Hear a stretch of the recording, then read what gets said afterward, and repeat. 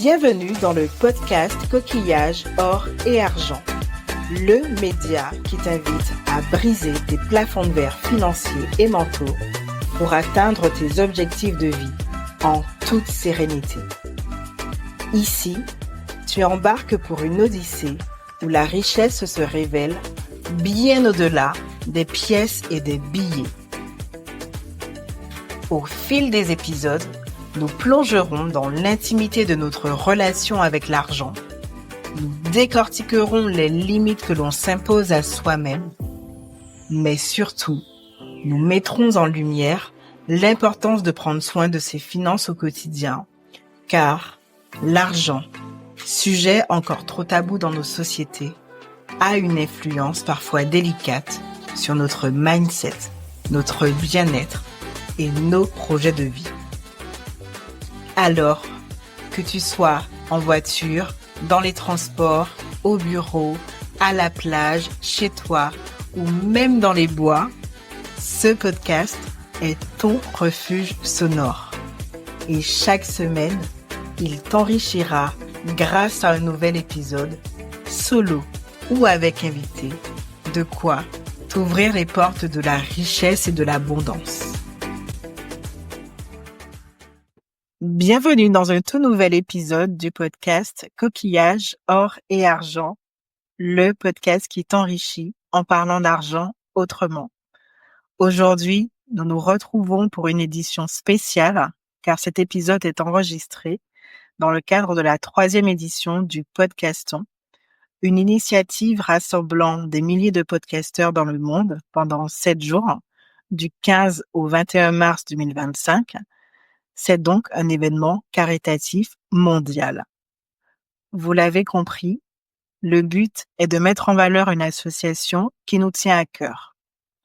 Pour ma première participation, j'ai choisi Sistas Journey, une association créée en 2020 par la fondatrice et présidente Jennifer Alidor, ici présente avec nous.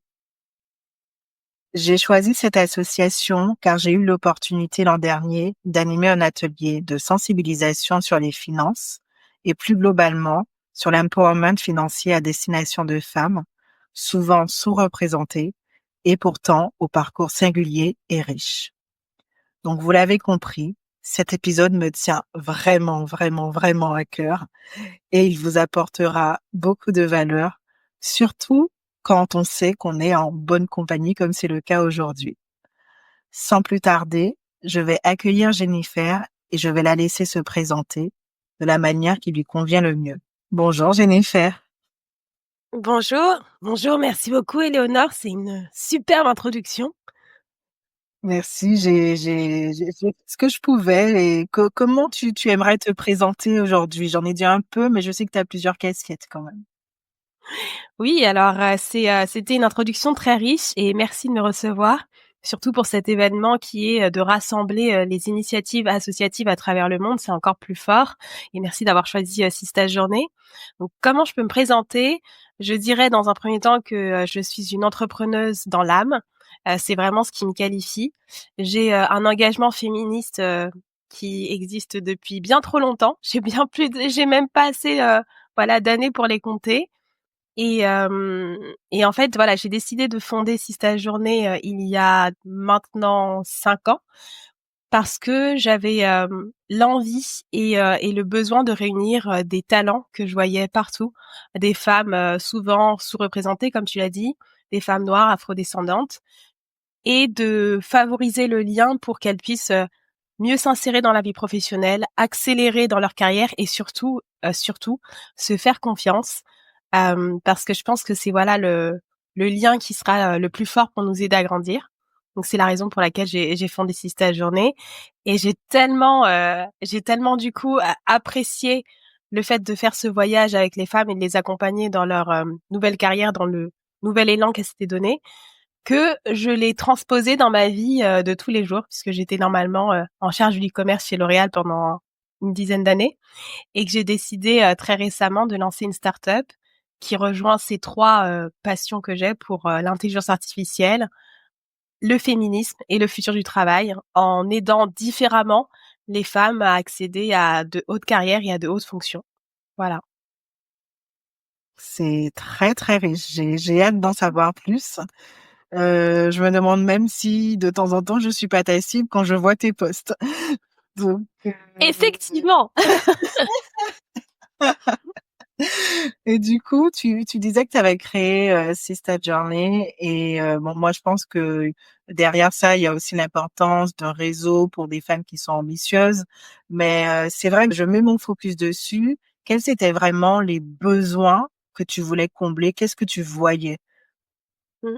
C'est très juste de commencer par l'origine, parce qu'en fait, j'ai toujours fait partie de beaucoup réseaux professionnels féminins et je fais encore partie de nombreux réseaux que ce soit, l'ESSEC, HEC, Jeff, l'association des grandes écoles au féminin. Enfin vraiment, je suis vraiment très active dans le secteur, des relations professionnelles. J'adore faire du networking. Je sais que certaines, peuvent ne pas du tout aimer. Moi, c'est un exercice que j'adore parce que c'est des connexions avec des personnes et en fait, j'étais souvent la seule femme noire de la salle, ou alors nous étions 2. Mais ce que je retrouvais, c'était que les problématiques et la complexité à laquelle j'avais à faire face dans mon milieu professionnel n'étaient pas abordées. Et comment Mmh. réagir à ces situations dans lesquelles on se sent pas confortable, de la manière la plus, qui va le moins nous desservir possible, j'avais pas ces réponses et je me suis dit qu'il y avait beaucoup de talents autour de moi et je pense qu'elles avaient déjà trouvé certaines réponses.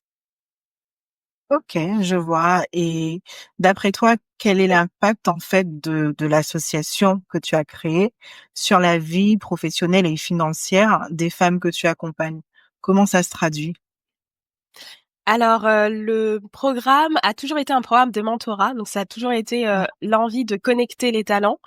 On a des marraines qui ont plus de 5 ans d'expérience, plus de 2 ans d'expérience lorsqu'il s'agit de l'entrepreneuriat et on a des jeunes femmes en face qui ont entre 18 et 30 ans et qui cherchent à s'insérer dans la vie professionnelle. On a 3 piliers, c'est-à-dire clarifier la vision, où on fait vraiment un vision board tout ensemble et c'est un exercice à la fois, de projection très, factuel, mais aussi un peu de spiritualité et on se donne des good vibes, des bonnes énergies. C'est hyper, fondateur. Ensuite, on a un atelier sur la productivité où vraiment on donne des astuces, mais aussi un mindset à avoir pour être plus Mmh. productive. Et ensuite, on a ce fameux atelier qu'on fait et heureusement on t'a avec nous pour, nous aider à parcourir le money mindset, parce que vraiment, Mmh. c'est ce qu'il faut pousser, c'est un état d'esprit où la finance, va devenir au cœur de nos préoccupations et souvent c'est un peu ce qui est délaissé, dans le parcours professionnel. On a peur, on veut pas y aller, voilà, ça met en danger un petit peu de parler d'argent, Pourquoi? et on s'ouvre pas forcément sur ces sujets. Bah, Mmh. moi j'ai remarqué que étant issue de la communauté, antillaise, j'ai mes 2 parents qui sont guadeloupéens, l'argent était un peu tabou. C'est-à-dire qu'on n'en parlait pas forcément autour de moi et j'ai appris très, tardivement à en parler et ça ne développe pas des bonnes compétences si on n'en parle pas. C'est-à-dire qu'on sait moins comment le gérer, comment le faire fructifier, comment investir. C'est vraiment des apprentissages que, j'ai fait sur le tard et que je continue à faire. C'est un cheminement. Mmh.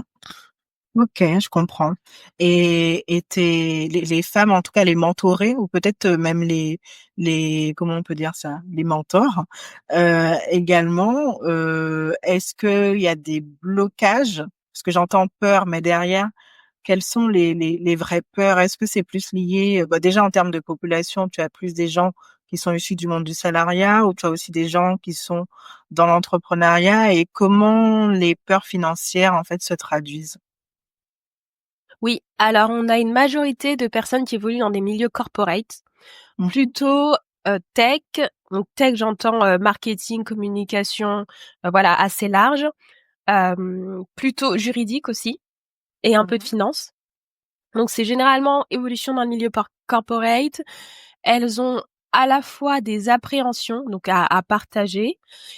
Parfois elles ont mis certaines, structures en place, donc c'est-à-dire, elles se sont assurées en ayant un appartement, en faisant Mmh. de la location pour certaines qui sont un peu plus avancées, mais l'investissement, sur, quelque chose qu'elles vont juger plus volatile comme la bourse ou la crypto, ça c'est des comportements qui sont encore très frileux, parce qu'il y a une méconnaissance et parce qu'aussi on n'a pas forcément on nous a beaucoup enseigné l'épargne.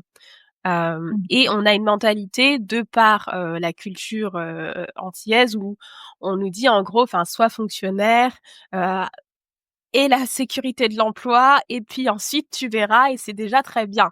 Et donc moi c'est vraiment tous ces leviers que enfin j'ai envie que déjà qu'on en parle parce que, si on en parle déjà on le rend visible et puis ensuite qu'on trouve des solutions, Mmh. collégialement pour, y faire face, quoi.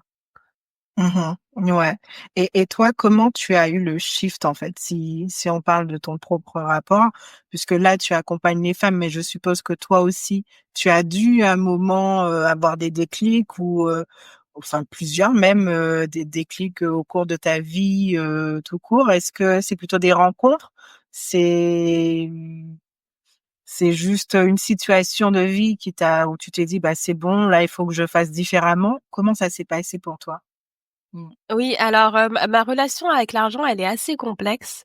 C'est-à-dire que j'ai grandi dans un milieu très modeste, Mmh. mais ma mère ne s'est jamais comportée comme quelqu'un de modeste. Donc j'ai jamais eu le sentiment de manquer d'argent, mais par contre, elle Mmh. m'a pas enseigné la gestion.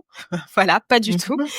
Elle a beaucoup épargné à un moment, donc elle m'en parlait. Mmh Elle me mh. disait: «J'épargne», mais sans donner de montant. Ce que je vois beaucoup, c'est voilà, on parle pas de montant, on parle pas de quelle fréquence, on parle pas de Mmh. quelles sont les dépenses que je ne vais pas faire pour épargner. Enfin, vraiment raconter le comment. Je pense que c'est pour ça que je suis un peu devenue obsessionnelle avec le comment aujourd'hui et c'est vraiment ce que je vais mettre à disposition des femmes parce que je sais que beaucoup de fois lorsqu'on parle, enfin, c'est très dans la généralité pour pas se mettre en danger. Pour Mmh. pas trop se dévoiler, mais en même temps, ça n'apporte pas finalement à la personne qui est en face, et c'est aussi beaucoup de pudeur. Donc j'ai été élevée un peu dans une notion que l'argent était là, que c'était un flux, vraiment, Mmh. et que, je ne me déterminais pas dans une classe. Mais en Mmh. grandissant, j'ai compris finalement que, bah, je disposais pas de tant de richesses que ça. Mmh mh. Donc Mmh. j'ai eu la réalité de par la vie Mmh mh. et hem Et ensuite, bon, j'ai évolué comme ça. J'ai été boursière lorsque j'étais à la fac, j'ai commencé à rentrer dans l'administratif, du coup, lorsqu'on est boursière, donc on voit qu'on a des canaux qui sont Mmh. dédiés. Je trouve que ça se ressent pas trop encore à la fac parce qu'on peut plus ou moins évoluer comme ça, mais lorsque je suis entrée en école de commerce, quand j'ai fait l'ESSEC, clairement, on voit le décalage. Même si, voilà, j'étais en colocation avec des étudiants comme moi, mais je voyais qu'il y avait quand même un décrochage par rapport à leur niveau et le mien, Mmh plus ou mh. moins. Hem, donc j'étais en train de graviter sur différents univers qui me permettaient de comprendre qu'il y avait d'autres types de montants. Ne serait-ce que de penser des montants à 6, 7 chiffres, 8 chiffres, ça j'avais pas l'habitude de le faire et il faut se forcer.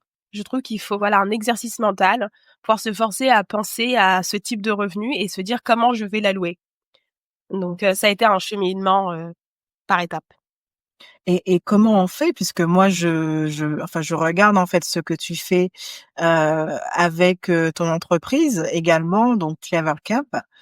Et c'est vrai que tu parles beaucoup de montants, d'aller à 80K, 100K, de d'aller plus loin que 100K, de pas hésiter. Et moi, ça me laisse parfois perplexe parce que je me dis: «Mais on est en France, j'aurais compris en Suisse, aux États-Unis, aucun problème, hein, là je suis in». Mais en France, je me dis: «Mais comment on arrive en fait à ces montants?» Sans être forcément le directeur du directeur du directeur, la directrice de la directrice de la directrice. Tu vois? C'est ça aussi. Mmh mh, mmh mh, mmh mh. Oui, bah, en France, alors il y a différentes manières, hein. Il y a la partie, qui est, salarié corporate. En effet, il y a Mmh. différents layers et donc on a, des grades, mais lorsqu'on on peut arriver à 100K lorsqu'on est, directrice marketing, voilà, d'une maison, d'une marque de cosmétiques, mettons.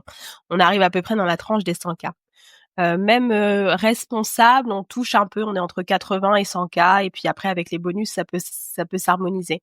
Mais ne serait-ce que déjà savoir à quel moment on se trouve dans quelle tranche et ce qui est accessible et ce qui ne l'est pas, et les qualifications et les compétences et le réseau qui est Mmh. raccordé à ce type de salaire, c'est des informations qui sont hyper opaques. Donc moi, ce que je veux faire, c'est rendre déjà possible de OK, je sais en fait pour arriver à cette tranche comment il faut que j'y aille. Il y a des secteurs qui sont plus opaques que d'autres, ceux-là le sont, mais il y a des secteurs qui sont plus ouverts. Les secteurs de la tech, il y a des grilles, salariale et on peut y accéder un peu plus simplement entre guillemets. Les secteurs qui sont un peu plus normalisés aussi, l'énergie. Et donc, ce que je veux offrir aux femmes, c'est l'opportunité de savoir quels sont les secteurs qui sont stratégiques, qui sont prometteurs et comment leur profil peut être perçu en fonction des bons mots-clés qui vont être utilisés. Mais c'est pas juste une question de rajouter des mots-clés qui viennent de ChatGPT, c'est tout un écosystème concret pour que leur CV et leur parcours puissent paraître cohérents dans cette nouvelle étape de carrière. Donc c'est vraiment très profond et c'est assez intense le Clever Camp. Mais en même temps, c'est qu'on veut des résultats et on va chercher le comment pour y arriver. On n'est pas sur de l'exploratoire. OK, d'accord, et est-ce que c'est un travail du coup que tu fais en partenariat avec des départements RH ou des départements plutôt opérationnels? Enfin, comment ça se passe en fait? Alors, il y a 4 modules. Le premier, c'est sur cartographier ses compétences bankable. Donc là, on s'attache à 3 secteurs d'activité et en fonction de ces 3 secteurs d'activité, on va déterminer quelles sont les compétences qui vont être les compétences en or. Ensuite, il y a la partie stratégie sectorielle. Donc là, on va creuser chaque secteur. Chaque secteur ne s'adresse pas de la même manière. Parfois, c'est de la cooptation, parfois, c'est des recommandations, parfois, c'est plus subtil. Ça peut être aller toucher le DG parce que je veux viser une TPE, PME et qu'en fait, c'est là où j'aurai ce type de salaire lorsque je vais directement créer mon poste, entre guillemets, parce que j'aurai identifié le besoin. Et on a la partie aussi networking efficace. Donc, en fait, c'est de prendre en considération que tout est stratégie et que ce n'est pas de l'opportunité, parce que souvent les gens ils me disent ça, j'ai trouvé mon job, mais c'est un peu par hasard. Et moi je me dis non, en fait, il y a d'autres moyens, c'est-à-dire qu'on va poser les jalons pour faire en sorte que la carrière soit à la hauteur des ambitions qu'on se sera fixées. Et j'ai une personne qui travaille sur la partie mindset, parce que moi je ne suis pas coach de formation, et qui va aider justement à débloquer soit des expériences qui se sont mal passées en essayant de les retourner pour que le pitch puisse être cohérent. Donc c'est vraiment un travail à la fois outil IA, méthode et Mmh. euh, et la partie mindset. Et moi je m'appuie sur un long accompagnement et des décryptages que j'ai pu faire dans du coup toutes Mmh. les industries dans lesquelles je suis passée, et je combine l'ensemble pour en faire quelque chose qui soit actionnable et différent sur le marché. OK, d'accord, et si je te disais argent, ambition, syndrome de l'imposteur, comment tu vois ça en fait? Quel serait le lien pour toi Ah, aujourd'hui? c'est le beau triptyque. Alors il y a différents niveaux. Argent, ambition, syndrome de l'imposteur. Alors, je dirais dans le cadre de l'association, puisqu'on s'adresse à un public qui est plus jeune. Mmh. Généralement, elles ont beaucoup d'ambition. Ça, elles n'en Mmh. manquent pas. L'argent, elles en parlent très peu et pas avec des gros chiffres. Et le Mmh. syndrome de l'imposteur, elles l'ont souvent parce que elles évoluent dans des écosystèmes où on leur dit tu ne sais pas, parce que c'est plutôt la mentalité française de dire avant tout tu ne sais pas, j'ai l'expérience, laisse-moi faire. Sauf que les règles du jeu ont un peu changé puisque le monde est beaucoup dirigé, mené par les réseaux sociaux et les nouvelles technologies, et que le reverse mentoring existe. Mais il faut se Mmh. faire confiance pour se dire en fait je vais me servir de ce que j'ai naturellement acquis puisque je fais partie de cette génération, et je vais pouvoir aller toucher des directrices, des DG, et puis justement monter un peu plus dans la hiérarchie. Donc moi, in fine, ce serait un peu ça que je voudrais apporter dans ces stages journée, c'est dès le début déjà commencer à être stratégique. Mais aujourd'hui, on n'y est pas. On est déjà en train de créer le socle 1, c'est-à-dire le socle de confiance, et travailler sur ces 3 piliers. Mmh. Ensuite, la partie Clever Camp, puisque là j'adresse à un autre public, c'est des femmes qui ont plus de 10 ans de carrière, qui vont viser des salaires au-delà de 50, 60, 70, 90 jusqu'à 100K et plus. On n'est pas dans la même configuration. Généralement, elles ont soit subi un burn-out ou quelque chose de difficile, elles reviennent sur le marché de l'emploi, ou elles ont été entrepreneurs et ça n'a pas fonctionné et il faut se repositionner sans se dévaloriser. Donc le syndrome de l'imposteur, il est bien présent. Et donc notre rôle, c'est de montrer toutes les qualités qu'elles ont pour qu'elles ne puissent pas écouter les petites voix de la société, mais vraiment faire en connaissance de cause de leur véritable valeur. Mmh. Et du coup, se présenter avec cet aspect-là pour pouvoir décrocher les bons contrats.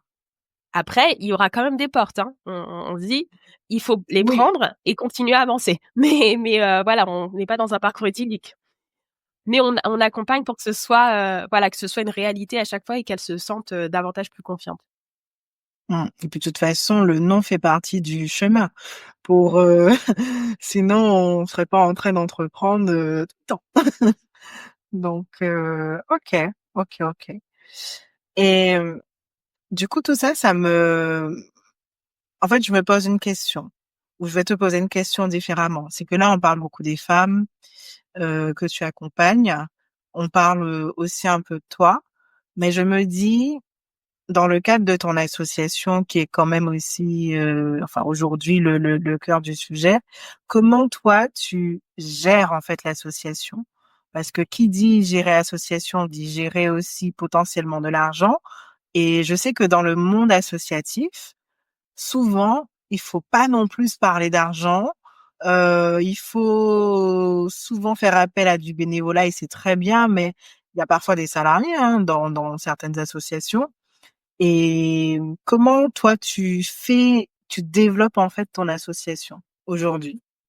Ah oui, alors je pense que j'ai tout mal fait. Comme ça, au moins, c'était coché. Je suis Mmh. d'ailleurs cette semaine en train de passer une certification de gestion de direction d'association parce que vraiment cette journée me tient réellement à cœur et j'ai envie que voilà que ça grandisse même avec ou sans moi, enfin vraiment que ça devienne une référence pour ces jeunes femmes. Donc au départ, j'ai fait beaucoup d'investissements en fonds propres, beaucoup, immensément. Mmh. Hem, mais ça a été en fait pour moi dès le départ un investissement nécessaire parce que, je voulais qu'on ait un site internet qui soit à chaque fois Oui. renouvelé. Donc là, on vient de passer sur Webflow. On a créé une application en no-code Bubble pour faire le matching des marraines et des filleuls internes. Trop. On a l'idée, en fait, je voulais que l'expérience, elle soit aussi bien que si tu allais sur un site, voilà, d'une grande école ou que ça te Mmh donne mh. envie d'y aller. On Mmh. a des articles qui paraissent tous les jours. Donc là, on a une banque de plus de 150 articles qui traitent de ces problématiques en particulier et qui viennent à chaque fois, donc sans citer de nom, mais d'histoires des sistas Mmh. qu'on a eues et qui nous permettent de nous mettre vraiment dans la réalité, dans le scénario, pour que tout le monde puisse en bénéficier de ces apprentissages et ces différentes perspectives. Donc l'argent, ça a été au départ toujours un sujet, mais j'ai beaucoup vécu sur les fonds propres. Là, on vient de commencer à décrocher nos premières subventions. On a une subvention de la Fondation des femmes de 5 000 €. Donc ça a été notre première subvention. On a une subvention de Google, enfin non-profit, en produits Google de 10 000 €. Donc deuxième subvention.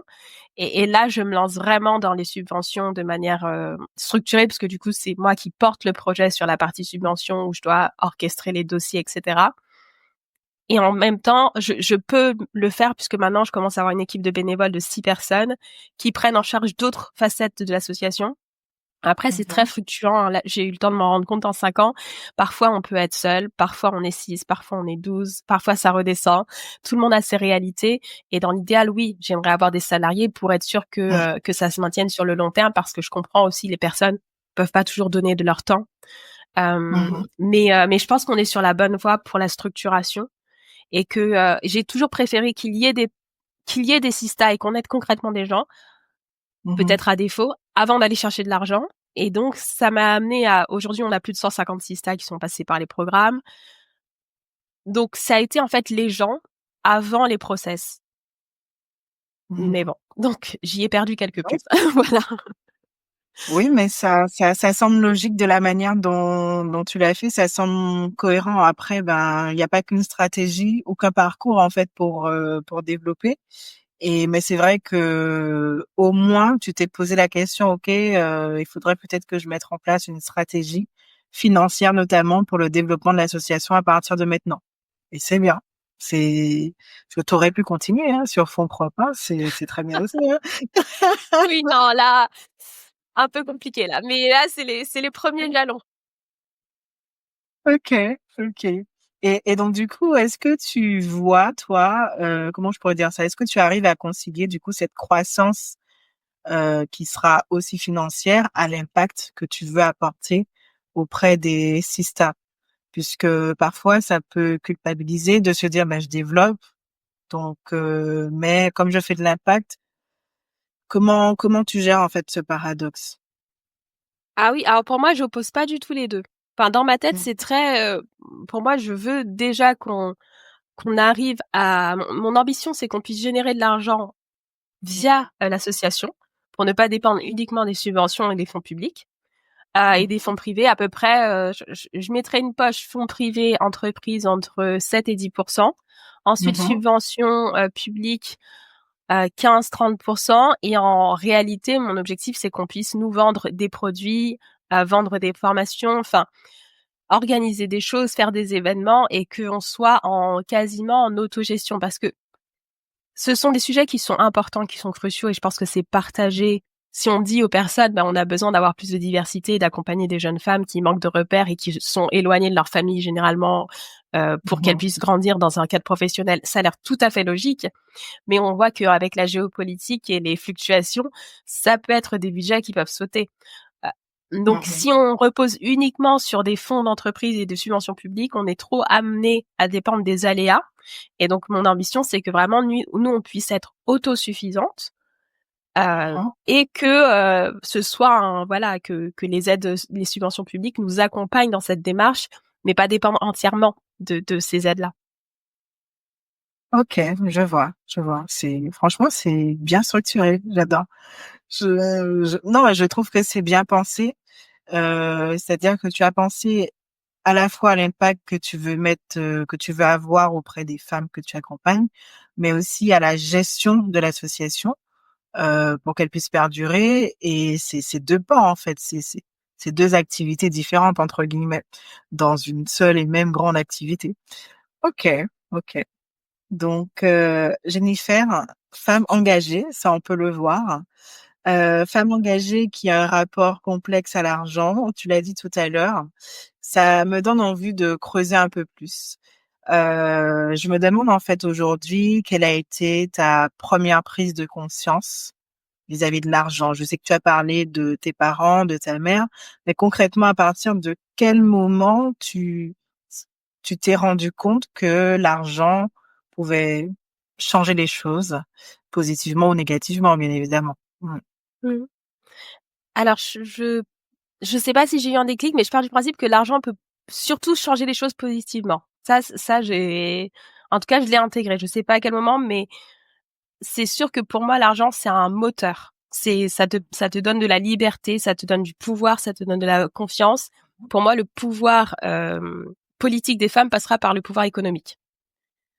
Parce que avoir une femme qui va développer, enfin, être salariée avec un bon salaire, développer des side business, avoir des contre-pouvoirs, ça veut dire qu'elle va pouvoir prendre plus de décisions au sein de son foyer, qu'elle va pouvoir prendre plus de décisions dans la sphère publique, qu'elle va pouvoir se faire aider. Enfin, il y a quand même beaucoup de charges qui pèsent sur la vie des femmes, entre la charge mentale et la charge d'être une Mm. femme dans l'espace public, qui font que l'argent, pour moi, c'est un moteur et c'est un levier d'aide, voilà, qu'il faut qu'on puisse investir. Maintenant, pour ma relation propre, donc au départ, j'ai commencé à travailler quand j'ai commencé mon CDI chez L'Oréal, parce qu'avant j'étais dans l'enseignement, donc c'était pas du tout les mêmes salaires et la notion d'argent était très loin puisque j'avais commencé avec des sciences humaines, une classe prépa. Enfin voilà, l'argent c'était un peu il fallait un peu s'en méfier, mais en tout cas pas en parler. Et donc c'était pas un sujet parce que ce qui comptait le plus c'était le savoir, la connaissance et ce qui était noble. Enfin, donc c'était beaucoup opposé. Quand j'ai fait une école de commerce, j'ai compris que non, en fait. C'est aussi hyper important parce que ça aide à créer des entreprises et puis à Mm. créer, à développer. Comment tes collègues ont réagi, tes anciens collègues de l'enseignement, quand tu es partie en école de commerce? Est-ce que ça a été, tu es devenue, parce que moi j'ai déjà entendu ça, hein, vous, école de commerce, les suppôts de Satan, parce que ben, c'est du business qu'on fait. Donc, je voulais savoir comment ça s'est Ouais. passé. Ah non, et c'est très sympa comme remarque, mais oui, oui, je vois très bien parce que le monde du savoir, voilà, moi j'étais beaucoup à la Sorbonne, enfin voilà, le monde des hautes sphères du savoir n'a pas envie de s'embarrasser forcément de la partie monétaire, mais c'est essentiel. J'ai pas fait la transition directe, donc j'ai gardé des amis. C'était plutôt la perception de mes proches qui a dû voir que j'ai évolué sur ma vision de l'argent et comment je voyais l'argent. Et ensuite, quand j'ai compris les montants, enfin le type de salaire qu'on pouvait avoir, déjà ne serait-ce qu'en stage, j'ai fait mon premier stage chez Dior, je pense que c'était au-delà de 1004 ou quelque chose comme ça. Ensuite, j'évoluais dans cette sphère-là et quand on arrive chez L'Oréal, c'est pas des salaires mirobolants par rapport au conseil, par exemple, ou à la banque, mais je me suis dit, il y a quand même plus de moyens de réussir à être dans des fourchettes entre 50 et 60 K quand on arrive à peu près à 8-10 ans. Mhm. Donc c'était intéressant, surtout qu'il y avait l'aspect participation intéressement qui faisait que c'était défiscalisé.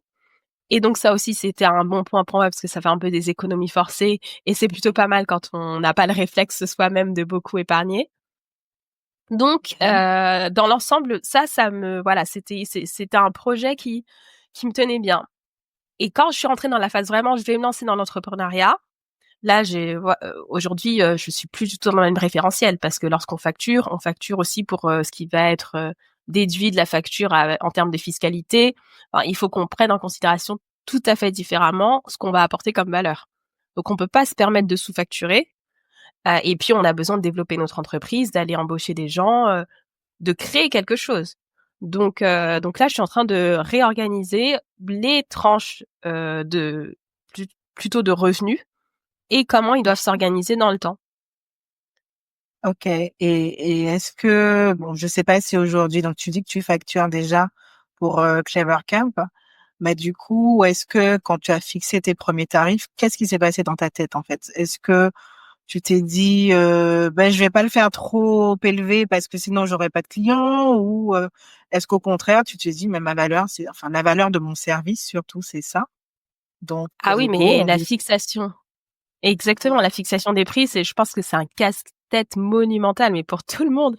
Euh, j'ai commencé en me disant, donc j'ai commencé avec des gens qui étaient proches de moi et qui avaient quasiment suivi le projet puisque de bout en bout et qui me faisaient déjà confiance. Donc j'ai pas voulu mettre un fort tarif, sachant que c'est aussi des clientes amies. Mhm. Maintenant que je veux rentrer dans une phase qui va être plus externe, aujourd'hui je m'adresse à des clientes, donc c'est du B2C essentiellement. J'ai mis un tarif qui est à 2500 euros, avec lequel je suis à l'aise parce que je propose aux gens quand même d'aller chercher un salaire à minima entre 50, 60, 70 K et j'ai affaire parfois à des femmes qui étaient à 300 K. Donc pour moi, ce serait même pas réaliste si je leur demandais en deçà de ce montant, même pour elles, pour qu'elles puissent considérer le service. Enfin, je pense qu'il y a aussi un effet d'engagement et puis je propose des modalités de paiement puisque la situation est complexe pour tout le monde en ce moment, mais en même temps, c'est un investissement des deux côtés. Et Mhm. donc aujourd'hui, voilà, c'est ce que j'ai pris comme axe. Néanmoins, je propose plein de produits d'entrée qui sont beaucoup plus accessibles parce que mon idée, c'est que le service, il soit accessible dans différentes mesures. Donc, ça n'aura pas autant Mhm. de sur-mesure, pas autant de personnalisation, Mhm. pas autant de recherche, mais en tout cas, déjà avec la newsletter, avec les challenges qui sont en deçà de 100 euros, avec des formations qui sont ad hoc. Enfin, on a différentes portes d'entrée pour que tout le monde puisse y trouver son compte sur un besoin Mhm. spécifique.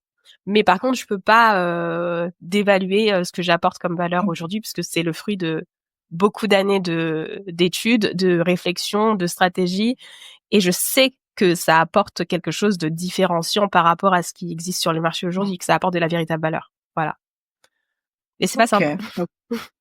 Non, non, je comprends. C'est pas simple puisque c'est vrai que moi, j'entends souvent, non, parce que je comprends quand on a une expertise de vouloir la valoriser, mais j'entends souvent que comme on ne nous connaît pas, il faut commencer petit. Et moi, ça, je comprenais pas.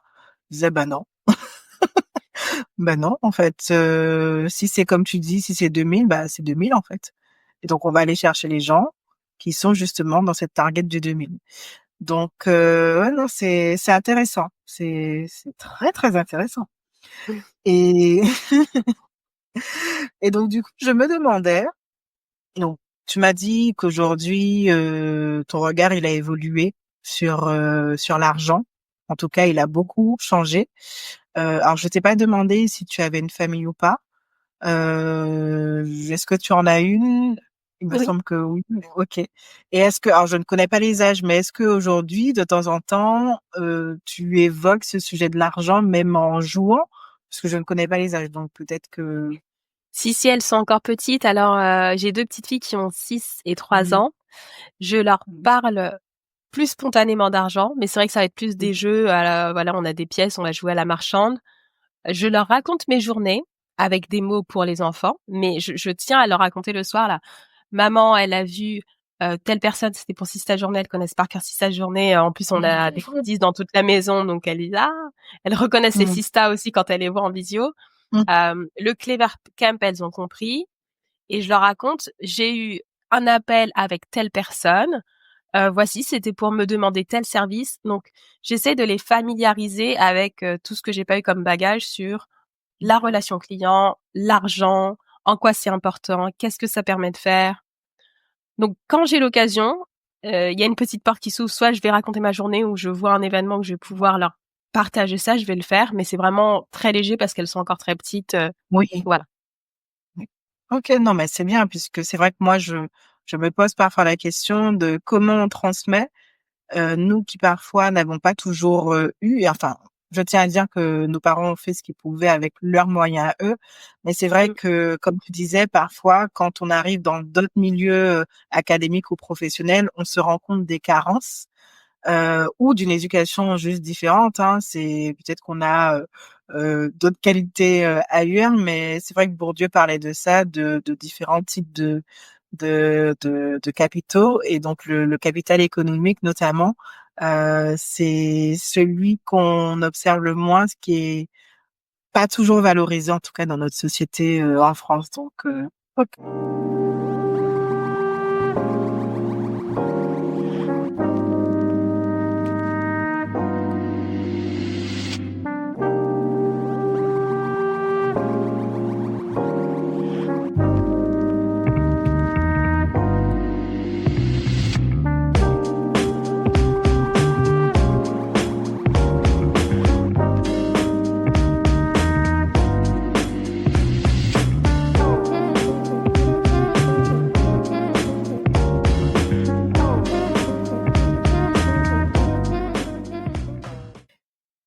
Alors, maintenant qu'on a vu tout ça, je me posais une question. Entreprendre, aujourd'hui, c'est ce que tu fais. Entreprendre en tant que femme pour les femmes. Est-ce que cela a un impact selon toi sur, l'accès au financement, ou aux subventions? Mais tu m'as parlé de start-up aussi, donc je me pose la question, comment tu vas la développer aussi? Est-ce que tu penses qu'aujourd'hui, il y a ce frein? Alors oui, je pense qu'il y a clairement un frein parce qu'il y a que 2% des équipes 100% féminines qui arrivent à lever des fonds aujourd'hui en France. Donc clairement, il y a un manque à OK. gagner. Il y a des collectifs comme le collectif Sista, par exemple, qui accompagnent, je sais, les femmes sur ces questions. Je, moi, j'ai pas aujourd'hui l'intention de faire de levée de fonds dans cette phase première du Clever Camp, parce que je vais passer après dans une phase plus tech, et là, je pense que c'est là où je verrai une levée de fonds. Oui, il y aura la création d'un logiciel, donc ce sera un peu plus nécessaire parce qu'il y a davantage de coûts en amont pour construire la structure, avoir du personnel, des devs, etc. Aujourd'hui, je préfère avoir le moindre, moins de coûts fixes possible, même s'il y en a toujours, parce que je me sers quand même de logiciels, mais c'est plus léger. Et j'ai pas encore fonctionné avec des subventions pour mon projet, parce Mmh. que j'avais un petit matelas quand j'ai commencé, qui s'amenuise de jour en jour. Mais j'ai envie d'avoir une croissance saine. C'est-à-dire que, et Mmh. c'est pas facile, hein, parce que je veux vendre mon produit à un certain montant parce que il mérite ce montant aujourd'hui avec le nombre d'heures de coaching qui sont Mmh. apportés, le service additionnel, les outils d'IA, etc. Mais en même temps, je veux que ce soit un produit qui vende parce qu'il y a une offre et il y a une demande. C'est ce que moi Mmh. j'entends par croissance saine. Donc Mmh. je vais continuer sur cette base encore un certain temps, entre peut-être 6 à 8 mois, parce que je veux vraiment craquer un marché avec une croissance saine. Mmh. Si ça fonctionne pas, peut-être que je choisirai d'autres canaux, d'autres leviers, si c'est les subventions ou autres. Mais je suis vraiment dans cette perspective. OK, d'accord, intéressant, intéressant. Et comment tu fais pour gérer les 2 en même temps, en fait? Comment tu t'organises? Non, parce que je sens les 2. Alors je vais plus les appeler projets, faut que j'arrête ça. C'est vraiment des entités à part entière. Donc l'association et l'entreprise d'un côté, Mais j'ai l'impression que, en tout cas, quand je t'entends, qu'il y a la même énergie, en tout cas, qui accompagne les deux entités. Et comment tu arrives en fait à concilier en fait et à trouver ton équilibre, s'il y en a un, hein? Bah, merci, ça me touche, beaucoup déjà que tu me dises ça. Mm. Je pense que oui, j'ai le même engagement. Je mets la même énergie derrière. Ce sont pas les mêmes résultats qui sont attendus. Si ta journée, c'est vraiment une association, ça a vocation à rester une association et il n'y a pas de but lucratif derrière, à part le fait qu'on soit en autosuffisance, il y en a pas d'autre. Et pour le coup, en termes de voilà d'organisation pure et dure, j'y consacre 2 jours par semaine. Et quand c'est mes 2 jours Sista, je suis à fond dessus, vraiment. Et ensuite, 3 jours par semaine, c'est le Clever Camp. Alors mon mari dirait 3 jours et demi, peut-être 4, parce que lui il voit quelques week-ends passer par là. Mais mais voilà, j'essaye de me donner ces rigueurs. Et 3 jours Clever Camp. Et quand je suis dans un mood Clever Camp, c'est pareil, je suis à fond dedans. Euh, Parce que aujourd'hui, ce sont 2 entreprises dans le sens, pas entreprise financière, mais le fait d'entreprendre qui me porte réellement, qui donne à la fois un sens et je vois l'impact sur les gens direct. Je pense que, Mhm. voilà, ça me donne beaucoup d'énergie. Ok, ok. Et est-ce que tu as pensé à la délégation sur, ben oui, tu as une équipe de bénévoles, donc qui te permet de déléguer certaines tâches, effectivement. Ouais. Ouais, Oui, alors ok. après, j'ai beaucoup d'outils IA aussi, parce que Ah sinon, oui, ce serait un peu l'automatisation. compliqué. Oui. Oui, alors aujourd'hui, en termes de production de contenu, parce que c'est quand même beaucoup, voilà, ce que je suis censée faire aujourd'hui, la phase 1, c'est de me rendre visible. Pour Sista Mhm. Journée, on est à, je crois que je dois produire à peu près 10 articles par semaine. Ah oui, Donc, quand même. ouais. Et les 10 articles, ils viennent à chaque fois d'échanges que j'ai vus avec les Sista. Donc, on a Ok. un échange qui est, ouais, tous les premiers vendredis du mois, oui, voilà, tous les premiers vendredis du mois qui s'appelle le Happy Friday, où là, on échange sur des sujets, ça peut être tout, ça peut être financier, ça peut être une situation qui nous a mis mal à l'aise, etc. Donc, moi, je prends des notes. J'en fais des articles avec les différentes perspectives des Sista et Mhm. je produis 10 articles par semaine pour Sista Journée. Et je produis 15 articles par semaine pour le Clever Camp avec des problématiques des clientes et des sources de les statistiques aujourd'hui. 60% de diplômés femmes et 18% à des postes de direction. Je vais mettre en regard avec ce qui est je regarde beaucoup les statistiques, je regarde beaucoup en fait comment on peut comprendre les faits de vision avec une vision macro. Tous les patterns que j'identifie en mode micro et je veux les rendre du coup Mhm. tangibles pour les gens avec ces articles. Et après, il y a la production de newsletter aussi. Mhm. Aujourd'hui, la newsletter du Clever Camp, elle est active et ça, c'est un peu comme des tips donnés pour pouvoir changer les règles du jeu du travail. Et il y aura bientôt la newsletter avec de Sista Journée, plutôt avec des interviews de Sista qui sont inspirantes. D'ailleurs, on pourra aussi découvrir de très belles Sista.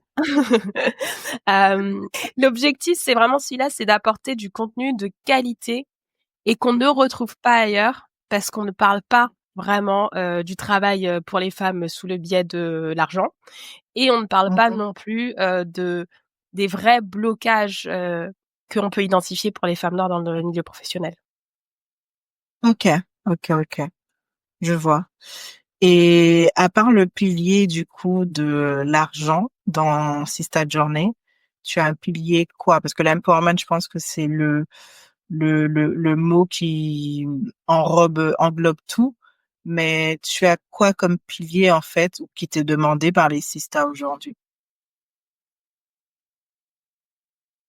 Alors, beaucoup beaucoup de Sista, la précédente promotion, donc la promo 4 qui va se terminer à la fin du mois. Parce que là, on a lancé la promo 5 avec 30 nouvelles Sista là il y a une semaine. La promo 4, il y avait 60% des Sista qui étaient en recherche d'emploi. Donc c'était vraiment et on essaye un peu de personnaliser la promotion. C'était vraiment la recherche d'emploi qui était le cœur pour les accompagner à avoir une structure, une méthode et valoriser leur parcours.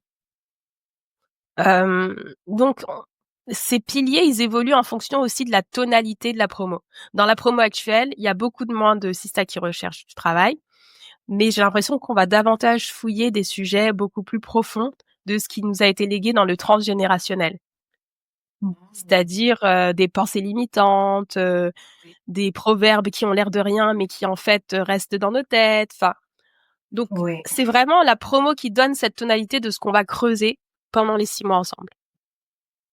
d'accord, c'est intéressant et c'est vrai que c'est des sujets aussi, que j'ai creusés à titre, individuel, mais oui, le transgénérationnel en dit long. D'ailleurs, on en parlait récemment, enfin en audio, asynchrone de ce que l'argent pouvait, comment il était perçu notamment aux Antilles ou en Guadeloupe et c'est vrai que creuser, comme je t'ai dit, hein, c'est vraiment je cherche vraiment ces spécialistes parce que je suis sûre que c'est pas qu'il y a pas qu'une raison économique derrière, en fait. Donc au comportement en tout cas qu'on peut observer, dans le quotidien. Mmh. Mmh. OK. Non, mais moi, je trouve que tu fais un travail exceptionnel là-dessus et j'ai hâte d'en savoir plus, d'en voir plus et c'est vraiment c'est top que tu t'adresses à ces questions parce elles sont fondamentales pour nous, en fait. C'est la base de beaucoup de choses et il y avait quelque chose dans le premier atelier où tu avais dit de questionner sa famille, en tout cas d'aller chercher des réponses sur la relation à l'argent et je l'avais fait. Ça m'avait énormément aidé dans ce cheminement. Mais vraiment, hein, après je crois que je t'avais envoyé un message pour te le Mmh. signifier parce Ouais. que j'avais trouvé l'espace avec ma mère, alors ça arrive pas forcément tout le temps parce qu'elle est souvent entre 2 coups de vent, je ne sais pas pourquoi. Mais ce moment un peu, voilà, hors du temps où on a eu 20 minutes et j'ai pu lui demander comment elle avait vécu sa relation à l'argent et ma famille et mes grands-parents et ça avait débloqué des choses chez moi, que j'aurais pas pu savoir avant. Enfin, ils étaient commerçants, mais ensuite, ils ont eu du mal avec l'administration. Enfin, vraiment, j'ai été chercher dans les détails et je me suis dit: «Ah ouais, c'est vrai que l'administratif, c'est pas quelque chose que j'aime. Est-ce qu'il y a pas quelque chose à creuser?» C'est vrai que l'épargne, c'était plutôt ce qui était mis en avant plutôt que l'investissement et pourquoi? C'est vrai qu'ils étaient beaucoup dans le don et que le don Mmh. les a fait un peu flancher. Qu'est-ce qu'il y a derrière? Et d'ouvrir ces questions avec les gens de sa famille, si on a l'opportunité de le faire, je pense que ça aide beaucoup. C'est vrai, ça aide beaucoup et il faut y aller progressivement. Moi, je le dis, hein, même chez moi, ça prend du temps, parce qu'il faut aussi que la personne soit prête en face à recevoir l'information, mais c'est important. En tout cas, même pour soi, c'est important. Ben, en tout cas, merci. Je suis contente que ça ait pu t'aider. Je te l'avais déjà dit, mais merci et donc du coup, bon là, on va aller un peu sur, la fin du podcast. Je voulais savoir si toi, tu as quelque chose que tu aimerais rajouter avant que je te pose les 3 dernières questions? Ah, je trouve que c'était très complet. Mmh mh. On a brossé beaucoup de sujets et je voudrais savoir, du coup, je voudrais te poser une question à toi. Hem, Qu'est-ce que ça te fait d'être sur ce cheminement de l'argent avec d'autres, accompagné d'autres femmes? Comment toi, ça change ton regard sur l'argent? Ouh! Sacrée question. J'adore. Alors qu'est-ce que ça me fait? Alors je pense que comment je pourrais dire ça? J'ai commencé avec mes livres, puisque j'adore lire et c'était rassurant d'être dans les livres, de se dire: «Bah oui, je lis, Père riche, père pauvre, oui j'ai compris, il faut que j'y aille». Mais le fait d'être avec d'autres personnes, de le partager, en fait, ça me rend plus puissante, tout simplement et mais dans le sens où je sens qu'il y a pas que moi qui est concerné et quand j'en parle, je vois les gens, soit écarquiller des yeux, soit fuir aussi. C'est OK, j'accepte tout, mais je trouve en fait que ça, comment je pourrais dire ça? Ça rassemble. En tout cas, moi, ça rassemble, je le vois et notamment quand j'en parle à travers le podcast, ça rassemble encore plus puisque ce sont des discussions, ça prend le temps d'infuser et c'est aussi le tempo que je souhaite donner au podcast, tu vois? C'est vraiment de mettre un peu de douceur, en fait, dans ces questions d'argent qui sont souvent abordées d'un point de vue très mal alpha, tu vois? Aussi, ailleurs et j'ai rien contre ce discours mal alpha puisque je me reconnais parfois dedans, en ayant fait, des écoles de commerce et cetera. Mais ça suffit pas, en fait, aujourd'hui. Donc je dirais ça, ça me rend plus puissante et puis, bah, ça me permet de partager en fait, ouais, j'aime bien. Mmh. Merci. J'aime bien. Je m'attendais pas et c'est vrai que j'y ai jamais pensé comme ça. Donc, et c'est une quête. Je pense que c'est aussi une quête personnelle. À travers les autres, je vois des histoires et je reconnais ma propre histoire et pas forcément des gens qui viennent de la Guadeloupe, hein. J'interroge vraiment des gens de partout. C'est le but aussi du podcast, c'est d'aller partout dans le monde. C'est l'ambition, en tout cas, que j'ai aujourd'hui. Mais je reconnais juste un être humain, en fait, qui a une relation complexe, comme moi-même, à l'argent. C'est tout. Très beau. Merci beaucoup. Ouais. Donc, du coup, je vais te poser une question. Si demain on te disait que l'argent n'existait plus, que ferais-tu et qui serais-tu? L'argent n'existe plus dans le monde.